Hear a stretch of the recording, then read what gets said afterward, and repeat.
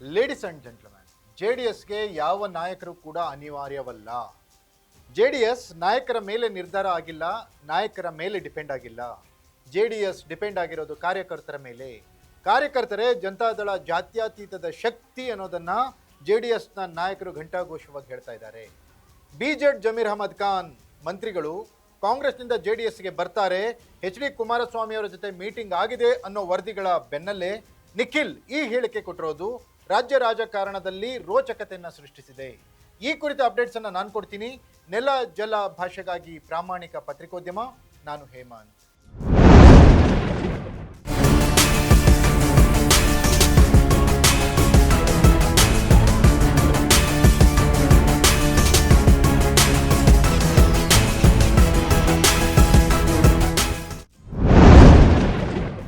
S ವೀಕ್ಷಕರೇ, ಕಾಂಗ್ರೆಸ್ನಲ್ಲಿ ದಾವಣಗೆರೆ ಉಪಚುನಾವಣೆಯ ನಂತರ ಹಲವಾರು ಗೊಂದಲಕಾರಿ ಬೆಳವಣಿಗೆಗಳು ನಡೀತಾ ಇದ್ದಾವೆ.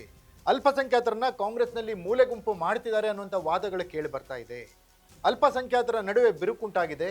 ಅಲ್ಪಸಂಖ್ಯಾತ ನಾಯಕರಲ್ಲಿ ಹಲವರು ಸಿದ್ದರಾಮಯ್ಯನವರ ಪರವಾಗಿದ್ದರೆ, ಇನ್ನೂ ಕೆಲವರು ಡಿ.ಕೆ. ಶಿವಕುಮಾರ್ ಬಣದಲ್ಲಿ ಗುರುತಿಸಿಕೊಳ್ತಾ ಇದ್ದಾರೆ. ಸಿದ್ದರಾಮಯ್ಯ ಬಣದ ನಾಯಕರ ವಿರುದ್ಧ ಡಿ.ಕೆ. ಶಿವಕುಮಾರ್ ಬಣದ ಸಲೀಂ ಅಹಮದ್, ರಿಜ್ವಾನ್ ಅರ್ಷದ್ ಮುಂತಾದವರು ಆರೋಪಗಳ ಸುರಿಮಳೆಯನ್ನೇ ಮಾಡಿದ್ದಾರೆ.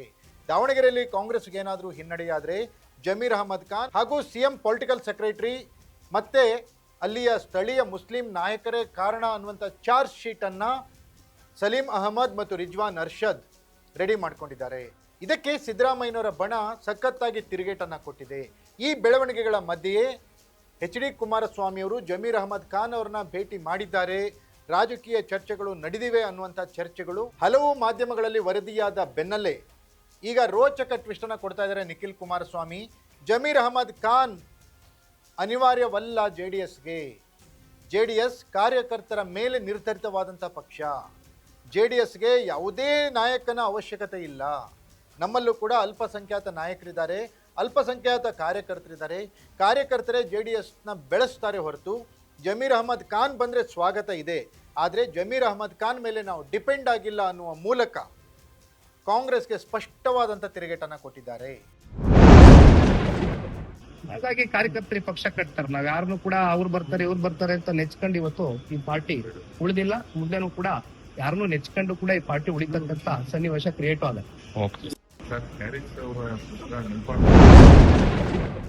ಎಸ್ ವೀಕ್ಷಕರೇ, ರಾಜ್ಯ ರಾಜಕಾರಣದಲ್ಲಿ ದಿನಕ್ಕೊಂದು ಬೆಳವಣಿಗೆಗಳು ನಡೀತಾ ಇದೆ.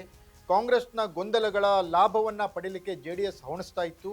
ಈ ನಡುವೆ ಎಚ್ ಡಿ ಕುಮಾರಸ್ವಾಮಿ ಜಮೀರ್ ಅಹಮದ್ ಖಾನ್ ಭೇಟಿಯಾಗಿದ್ದಾರೆ ಅನ್ನೋದಕ್ಕೆ ಯಾವುದೇ ಸಾಕ್ಷ್ಯಗಳು ಇನ್ನೂ ದೊರೆತಿಲ್ಲ. ಆದರೆ ಮೂಲಗಳ ಪ್ರಕಾರ ನೋಡೋದಾದ್ರೆ ಎಚ್ ಡಿ ಕುಮಾರಸ್ವಾಮಿ ಅವ್ರನ್ನ ಜಮೀರ್ ಅಹಮದ್ ಖಾನ್ ಮೀಟ್ ಆಗಿದ್ರು, ರಾಜಕೀಯ ಚರ್ಚೆಗಳು ನಡೆದಿವೆ. ಯಾವ ಆಧಾರದ ಮೇಲೆ ಕಾಂಗ್ರೆಸ್ ಅನ್ನ ಬಿಡ್ತಾರೆ ಜಮೀರ್ ಅಹಮದ್ ಖಾನ್ ಅನ್ನುವಂಥ ಮಾತುಗಳು ಕೇಳಿಬರ್ತಾ ಇತ್ತು.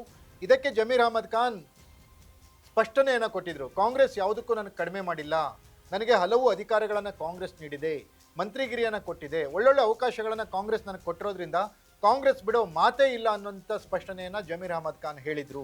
ಈಗ ಇದಕ್ಕೆ ಕೌಂಟರ್ ಕೊಟ್ಟಿರುವಂಥ ನಿಖಿಲ್, ಕಾಂಗ್ರೆಸ್ನಲ್ಲಿ ಹಲವು ಅವಕಾಶಗಳು ಆಫರ್ಗಳು ಸಿಕ್ಕಿದ್ರೆ ಜಮೀರ್ ಅಹಮದ್ ಖಾನ್ ಅಲ್ಲೇ ಇರಲಿ, ಜೆಡಿಎಸ್ಗೆ ಅವರ ಅನಿವಾರ್ಯತೆ ಇಲ್ಲ ಅನ್ನುವ ಮೂಲಕ ಸ್ಪಷ್ಟವಾದಂಥ ತಿರುಗೇಟನ್ನು ಕೊಟ್ಟಿದ್ದಾರೆ. ಅದೇನಪ್ಪ ಕಾಂಗ್ರೆಸ್ ಪಕ್ಷ ಬಹಳ ಅವ್ರಿಗೆ ಸ್ಥಾನಮಾನ ಕೊಟ್ಟು ರಾಜಕೀಯವಾಗಿ ಬಹಳ ಉನ್ನತ ಸ್ಥಾನಕ್ಕೆ ಬೆಳೆಸಿದೆ ಕಾಂಗ್ರೆಸ್ ಪಕ್ಷ ಅಂತ ಹೇಳಿದ್ದಾರೆ. ಹಾಗಾಗಿ ಅವ್ರ ಬಗ್ಗೆ ಯಾಕೆ ಚರ್ಚೆ ಮಾಡ್ತೀರಿ? ನಮ್ಮ ಪಾರ್ಟಿ ಕಟ್ಟತಕ್ಕಂಥದಕ್ಕೆ ಪಕ್ಷದ ಕಾರ್ಯಕರ್ತರಿದ್ದಾರೆ, ಸಿದ್ಧರಿದ್ದಾರೆ, ಹೋರಾಟ. ಹಾಗಾದ್ರೆ ಜಮೀರ್ ಅಹಮದ್ ಖಾನ್ ಕಾಂಗ್ರೆಸ್ನ ಬಿಡ್ತಾರಾ, ಜೆಡಿಎಸ್ನ ಸೇರ್ತಾರಾ, ಅಥವಾ ಬೇರೆ ರಾಜಕೀಯ ಬೆಳವಣಿಗೆಗಳು ನಡೀತಾವ? ಕಾದು ನೋಡಬೇಕಿದೆ. ಇದಾಗಿತ್ತು ಈ ಕ್ಷಣದ ಅಪ್ಡೇಟ್. ನೆಲ ಜಲ ಭಾಷೆಗಾಗಿ ನೋಡ್ತಾ ಇರಿ ಫೋಕಸ್ ಟಿವಿ. ಅಲ್ಲ ನಾನಿನಿಗೆ ಜೆಡಿಎಸ್ ಹೋಗಿ ಆ ಪಕ್ಷ ಬಿಟ್ಟು ಬಂದಿರೋದು. ಕಾಂಗ್ರೆಸ್ ಪಕ್ಷ ನನಗೇನು ಕಡಿಮೆ ಮಾಡಿದೆ? ನಾನು ನಿರೀಕ್ಷೆನೂ ಇಟ್ಟಿಲ್ಲ. 2017 ಕಾಂಗ್ರೆಸ್ ಬಂದೆ. ನಾನು ನನ್ನ 2018 ಸಮ್ಮಿಶ್ರ ಸರ್ಕಾರ